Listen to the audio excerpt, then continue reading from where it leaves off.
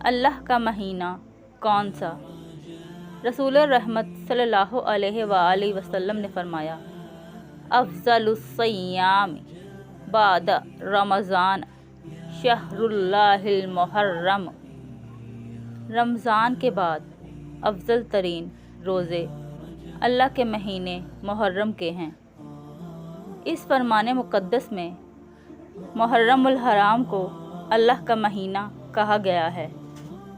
مہینے تو سارے اللہ ہی کے ہیں، مگر اللہ سے اس مہینے کی خصوصی نسبت اس مہینے کے شرف کی دلیل ہے۔